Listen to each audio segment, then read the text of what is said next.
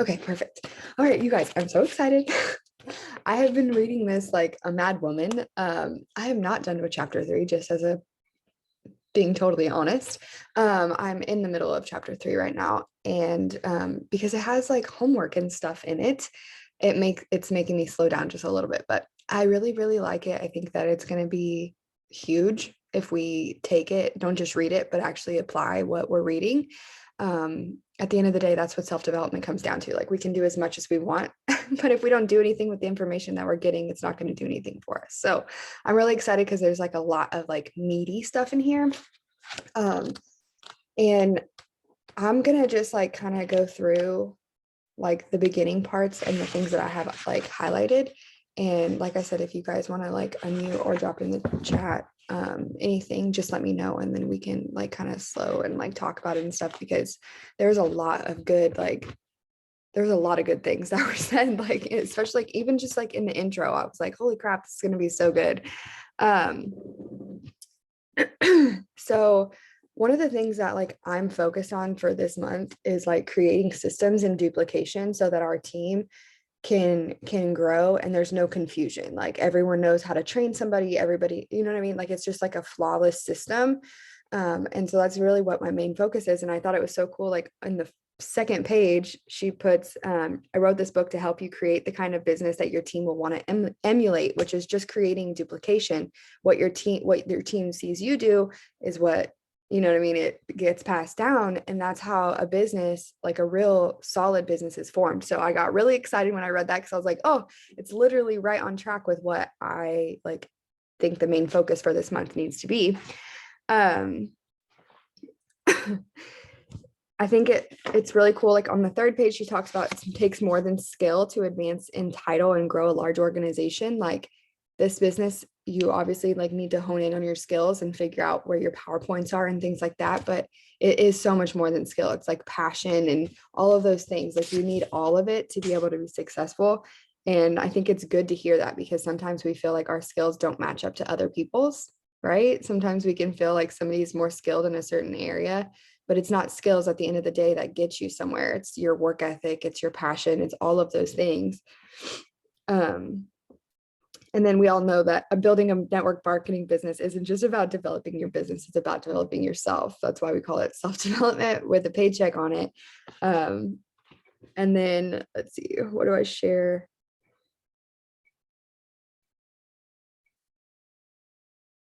Oh yeah, right here. She was talking about how you can like you can change the way you like have conversations with people, and being effective, but she wants to teach us the most important conversations we'll ever have, and it's the ones within ourselves. And I think that's going to be so effective for all of us, because I know a lot of us struggle with like not only like imposter syndrome, but also like just like the self-belief being so small, you know, like not feeling like we are capable, of doing the big things, maybe because our timeline isn't where we wanted it to be, or whatever the reason why. But I know a lot of us struggle with that, so I think that's going to be really helpful. um, so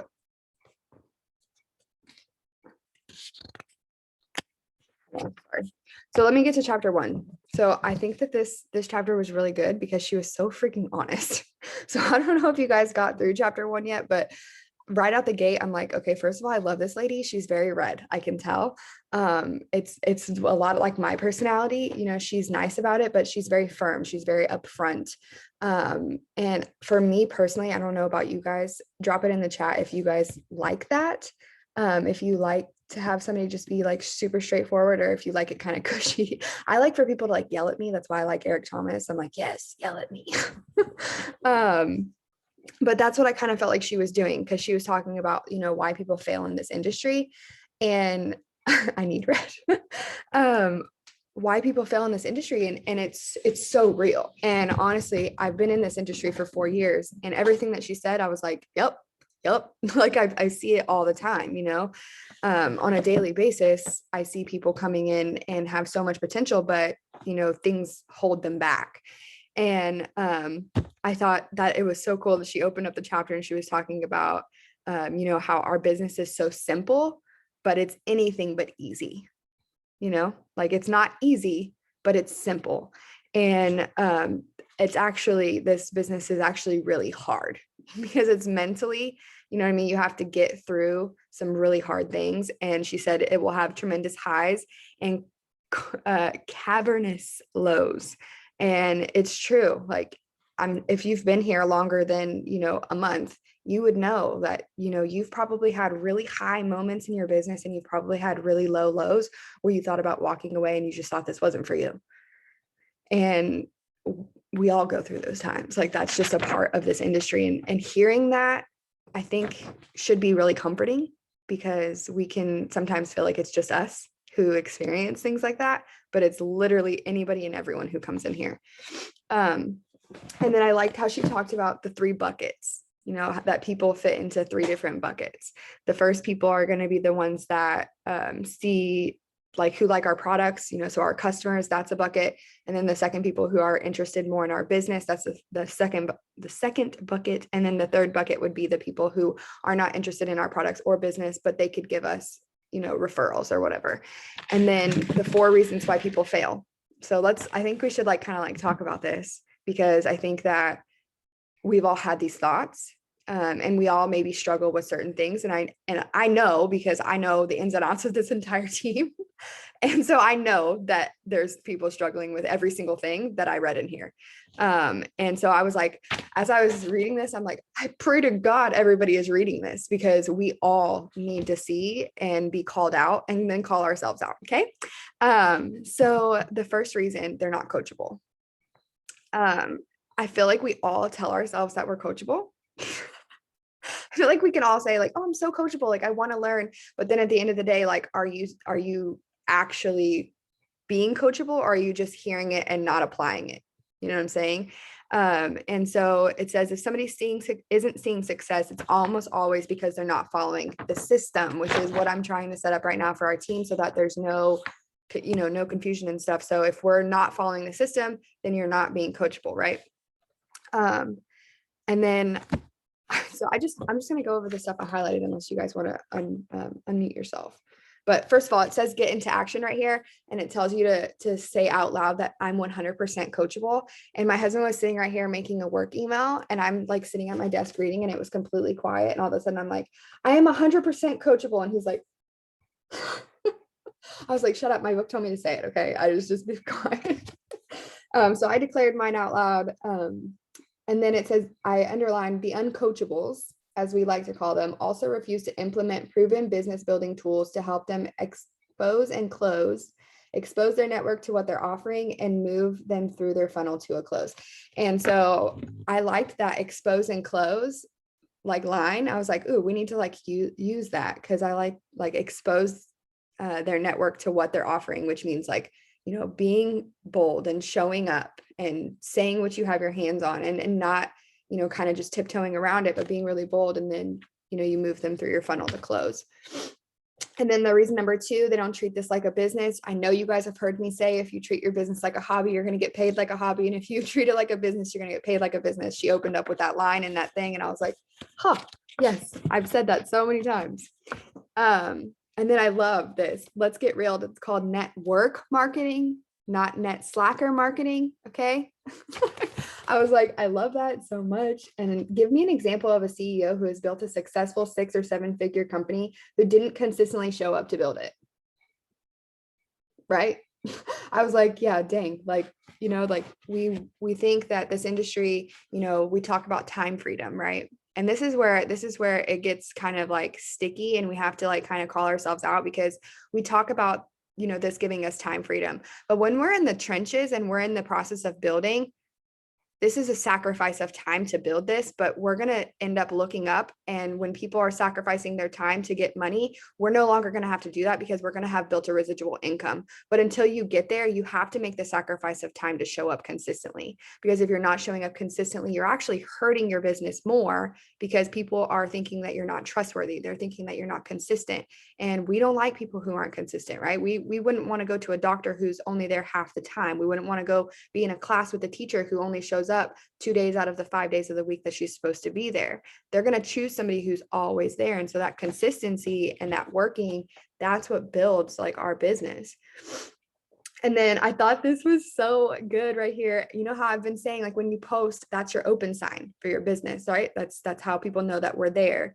It's like, how can you expect to be the open? How can you expect to be open for your business if you're not turning on the open sign in your brain and in your schedule? And then she said, in this profession, every time your mouth is closed, your business is closed. And I was like, ooh, that's so good. That's so good. And then closed mouths don't get fed. That's like what I wrote in the side, because it's like so true. If we don't open our mouths and we don't use our words and we don't utilize our social media the way that we have it, like we're not going to be able to grow our business. And then I like how she broke down how you should be spending your time, because I think that this is kind of confusing when you first start to have a team. You kind of feel like you just need to fully be there for them 24/7. And you guys may see, you know, me come in just a little bit and then you don't see me very much. And this is why, because your business is not just your team. Like you still have a business to build outside of the people that you're working with. And so she broke it down, devoting at least 80% of your time to business and then 20% outside of that. So 10% devoted to three-way calls for your team, and then 10% on personal training, which is like doing what we're doing right now, or like our Thursday team Zooms and things like that. And so you can break down your time to where you're not having to, you know, you don't have to feel like you have to be there 24/7 for somebody. Like that's why we have resources and systems and all that stuff into place, so that you're not having to be at somebody's disposal 24/7. And then I thought it was funny on page 19, she talked about tell me somebody who's been able to build a 6-figure or 7-figure business solely around her kids' hour-long nap time. And I was like, oof, call me out. Call me out, sis. She's like, so investing in a babysitter a few days a week can exponentially do an exponential difference in your long-term success, which I already know that when you guys get higher and stuff, it's definitely necessary for you to have more time to work your business. And so don't worry, I'm hiring a nanny. Reason number 3, they're not willing to get uncomfortable. I think that this is where a lot of people on our team are. So I think that this is a really good place to sit for just a second. This is like, I thought it was really good that she made the point of like, you know, sometimes you want to learn, right? And this isn't like when you go to school and you're going to school, let's just say to be like a doctor, you wouldn't go into work while you're learning. Like you would study. And then once you complete the studying and they say that you know enough, then they would let you go in and be a doctor, right? But while we're like, you don't do that in this industry. In this industry, you learn as you go, right? So you're going, you're working, you're showing up. And a lot of times people don't want to step out because they're afraid to look dumb. They're afraid to say the wrong thing. You know what I mean? We have all of these fears, and it's all about like getting uncomfortable, right? It feels weird and icky. And so I thought it was cool. She said it only works if you allow yourself to earn as you learn, relying on the system and the people who have come before you. So watching the people, the leaders that have shown up here, watching, working with the systems that, we're laying out for our team now. Should we have had systems prior? But no, yes, we should have. But now we're in a place where we're really figuring out like a smooth system for our whole entire team. And we don't have to like waver. It's going to be the same, which is going to be so helpful. So I really loved that part. I don't know if you guys have anything to say. And if you do, you guys can always, like I said, unmute. But I love how she said, if you're not making mistakes, you're not stretching yourself and you're not trying hard enough. Like you're going to make mistakes. You're going to say the wrong thing. You're going to, you're going to mess up. Like that's just part of life. That's part of being if you're a mom on here, like we don't know what the heck we're doing. Like we mess up all the time, like if you're a wife, like sometimes you mess up as a wife, or like, let's say you're doing a new recipe. Sometimes you burn it or you forget an ingredient, like things happen, but we're learning as we go. And the more that we mess up, you're going to remember how like that mess up more than you would if you got it right every single time. If you get it right every single time, it's not going to make as big of an impact in your brain. But if you're getting down in the trenches and it's messy and you're trying to figure it out, it's going to make such an impact in your brain because you're going to remember, okay, I did that. It didn't really work. So let me try it this way, you know? So like it's a compound in your brain. And then reason number 4, I feel like I have a lot of highlighting in this reason. They're not hungry enough. And I think that this is also something that I see within our team. And she writes in the first part of this is the biggie, and it's an epidemic in our business. I've had loads of business partners who have had access to kick-ass training, not just from me, but from exceptional leaders around our team and the rest of our company. They're coachable and willing to learn how to do this. So they have one of the things, right? They're even consistent for a while, but then something happens. That thing called life, it gets in the way.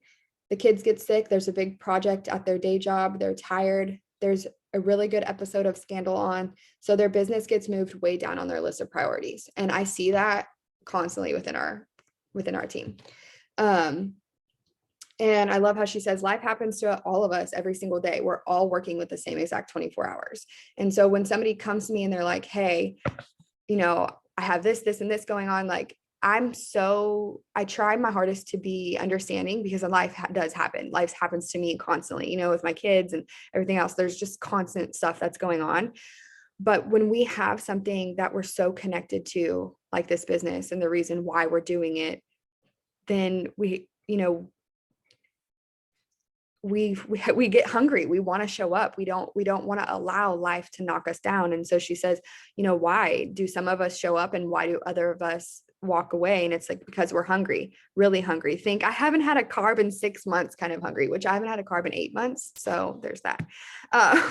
But like when we're starving, when we want a different life and we're so deeply connected to that why, you're willing to do whatever it takes to build it, to show up, to be there.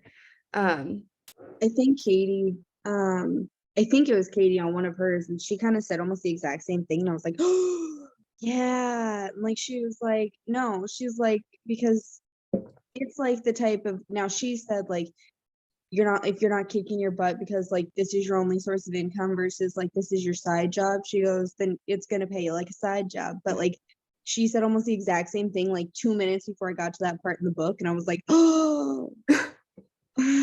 You're like, yes. I just knows. Yeah, well, she's probably read this, but I really love that, like when we read stuff like this. I don't know about you guys, but I like try to call myself out like really on a daily basis whenever I'm doing things that I know I shouldn't be doing, or you know, if I'm feeling some type of way, like I try to really like, I'm actually kind of mean to myself. I don't allow myself to sit in a place. I'm like, bitch, get up. This is recorded, so this is awesome. I love that people are gonna get to watch me say that. But if the last thing that she says in that is, because if we want something bad enough in this life, we make it happen. It's just that simple. And that is freaking so true. Like if you really, really want something to happen, you make it happen.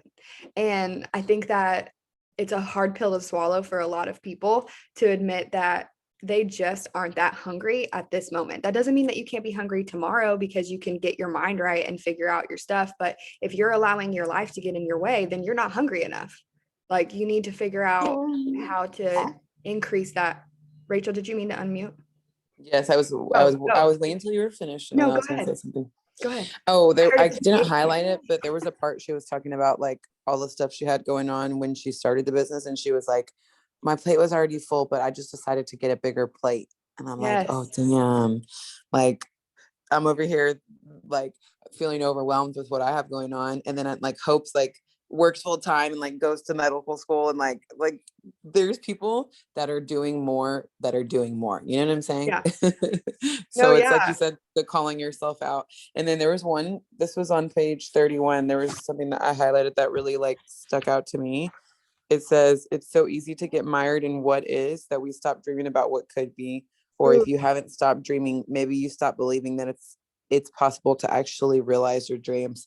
And like, made me want to cry. It's so yeah, true. it is true. You do get like, if you, like you said, if you let yourself, you'll get mired down in like, I have all this going on and like I can barely handle this, and like how can I do this one more thing? And you're telling, it's like all about like the positive self-talk, and you're like basically talking yourself out of it when Yeah. you do that. That's so true. I really, I love that too. And I didn't even highlight that, but that is a really good line. Like you will like that. I've been in that situation where I feel mired down by everything. And, it just feels like, oh my God, there's so much. But that's when you come back to realizing your why, which is that next chapter. The second chapter is like, why are you here? And I love how she dug so deep into it. I remember when I first got started in this industry, I was with a previous company, and obviously I had a previous leader, right? I wouldn't suggest her, but she did do this deep why thing. And I remember she used to tell everybody, like, ask yourself why 5 times. And that was like how she got to somebody's why. And that's how she like had us figure it out. And so if we said like, when I first got started, why? Well, because I wanted to be able to, help my husband financially. That was why I got started. She was like, but why do you want to help your husband financially? I'm like, well, because he's killing him, and so every time she asked me why, I was getting way deeper, and I got into like a route where it was like, oof, like that's it right there. Like, and you can feel it, like so many times. What? It's a good thing I have pants on since I had to stand up. When you ask yourself why so many times and you get deep like that, that's something that's going to be able to help you show up. And she's like, how sometimes people, I know you guys probably heard, like, it's got to be big enough to make you cry, like your why or whatever. And she goes, I don't know about the crying part. For me, like, I've never really cried about my why, but I know that some people need to get that connection. But she's like, it's definitely got to be big enough to keep you consistently showing up for your business week after week and month after month. Okay. So like, if your why is just because you want to have an extra income, like, we've got to get deeper. And I think that that's something that I want to work on, like, as a tribe, and like our leadership, and teaching our leaders how to, when you're bringing somebody in, help them, connect to that immediately, like right away, digging deep. I was thinking about maybe making like a not a like worksheet, but like a thing where you can kind of like work through it, like somebody new, to go through and like dig deep into their why. And like, because I feel like as you're writing, things just come out, like for me at least. And so like asking questions that will make them dig into themselves. And then I love this right here, because this is how I feel. She said, I'm a big believer that your why can't be about money, but it can be about what the money will do for you. And so I was taught to look at the amount of money. Okay. So like go for amount of money. Like I remember being taught to like going after my first $10,000 month. Like I was like, we've got to, like, I was always about the money, but not about what the money could do for me. And so now, like, I love being able to say, like, they're on my board. My first God-sized dream right here on my board is to get 50-50 custody of my children, because right now I only get to see them once a month, 1 week in a month. Okay. And so I have 50-50 custody up there. That first of all, scares the shit out of me, because it's been like this for years. But that's not about money, but I need money to be able to do that. And so that me increasing my income is going to connect me with that right there. Now that one does make me cry. But I think this is important too. She's like, in this business, like your why is going to evolve, right? Our whys are going to change. When my why first started, I just needed extra income. I didn't ever think I would put things like this on my board. But in the beginning of your business, your why has to be about you. Can't be about other people. And I love how she said, as women, we're programmed to do so many things for other people, right? We're created to serve. But building a business for others is not going to be enough. Like that's not going to make us show up. And it almost feels selfish when we say things for ourselves, right? I don't know if you guys ever feel like that, but when I'm like, I want to do this for this reason, it feels like, oh, well, I need to include my husband and my kids, because that would be messed up for me to like say, this is for me. But it's hard to show up when things get hard, when you're not showing up for yourself, like when it's not about you. And she talked about that story. I don't know if you guys read that story about how like a girl said something about showing up for a savings for her children. And then she dug into it and was like, why? And then it helped her like to come and realize that like her ex-husband had left her. And left her with nothing. And so she never wanted to be in that situation again. And I was like, dang, that's how she was able to dig into that. And then it says, as you think about your why or rethink it, remember that it's okay to be selfish about what you want. That can be a hard mindset shift, especially for women, since they're programmed to be so damn selfless and do so much for others. Yet a lot of the whys that I've talked about prove that doing something for yourself and doing something for others doesn't have to be mutually exclusive.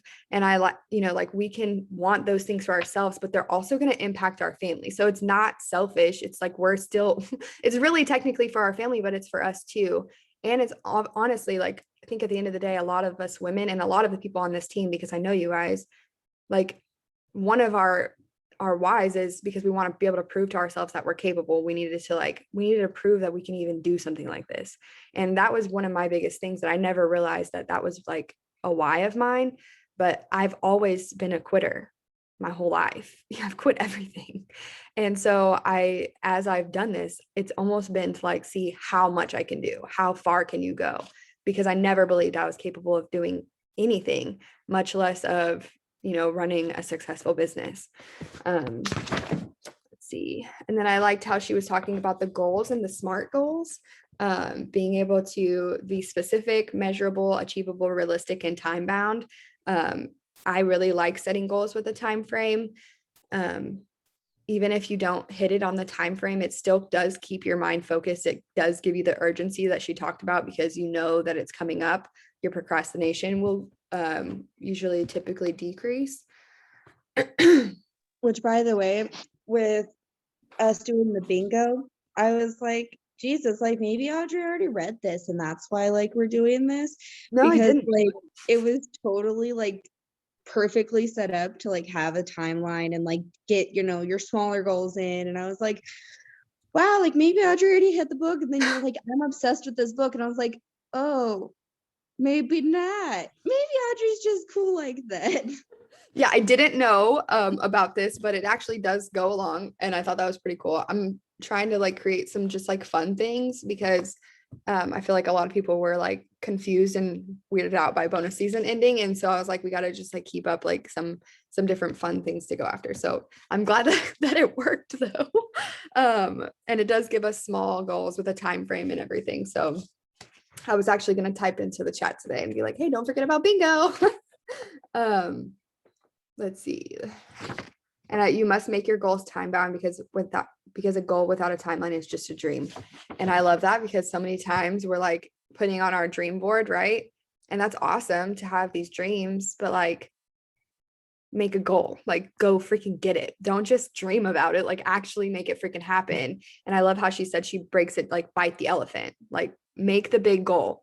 But then you gotta do the smaller goals to get there, which is why this board thing with the daily goals, doing the daily goals add up to the weekly goals add up to the monthly goals add up to the big freaking dreams. Like it's just, this is biting the elephant right here, doing that whole system and working through these, like the sticky thing. That's literally biting the elephant and getting it, being able to actually accomplish the dreams instead of whatever. So I'm going to have to hop off here in just a second because I have to go get my daughter ready for school. But I don't know if you guys did this, the get into action, where she talks about getting out a notebook and journal and answering the questions. This is what I was kind of thinking whenever I was talking about doing for like the new people or whatever, and having something like this for them to like work through on their why when they first get started. Because I think that so many times we're just like, what's your why? And then they're like, oh, well, I want to be able to take my kids on a vacation. And we're like, okay, cool. And then we just let them go. And that's not deep enough. Like what happens when they earn enough money to go to the vacation? Then what? Then they have no reason to continue working. Like, and so I think that, having people dig deep immediately, I think that's going to be really cool. And so no, I have not done this, but I'm going to sit down when my kids go to school because I just finished reading it, just to be honest. And then I started into chapter 3, which I thought was really good. This right here, the master list, I've told you guys, a living list, adding to it daily every time you talk to somebody that's a potential. She's talking about starting one like from people that you can feel free to do this if you want to. This is not how I work my business. I put potentials on there, people that show me interest. But I love that she said a way to think about this list is like a bank account. As you make withdrawals and take people off your list by enrolling them, you have to make deposits of adding new people. So you should be always adding new people to it for your potentials. And you should always be making withdrawals because you should be closing those people and taking them out of the funnel. So I thought that was really good. And I know I've heard this before, that we should always lead with the business and follow with the product. And I think a lot of times we lead with the product and then we follow with the business. And so I think this is going to teach us, like in a later chapter, how to lead with the business and follow up with the product. And I know that you are more successful when you do that, but it's so much more comfortable to lead with a product that we know that we can trust and we love, right? So it's a default. And then I love how she said this, because a lot of times people, I think, get discouraged with the amount of people that they have on their list. There's great news. No matter how many or few people are on your list, you'll be continuously adding to it. So like, don't get discouraged by how many people are on it right this second, because we're going to work and we're going to add to that list on a daily basis. Like, your list should be growing and changing every single day as you're enrolling and putting new people on. But that's as far as I got in there. So I don't have anything else for you guys. Does anybody have anything that they want to say? Do you guys care if I take a picture right before we hop off? No? Okay, because I'm going to. All right, ready? Okay, yay. 6 o'clock in the morning. We did it. Okay, look, Rachel just came on. All right, I'm so excited. Well, we did our first book club, you guys. I'm so excited. I'm going to put out how many chapters we're going to cover over this next week. It's going to be a little bit more because we're going to have more days. I felt like I just wanted to do a small little bit. But I'm loving this. So I'm really excited to continue on and to meet with you guys next Monday. So I hope you guys have a great day. Thank you guys so much for getting up early and getting on here. I hope it helps you be productive today. All right, bye guys.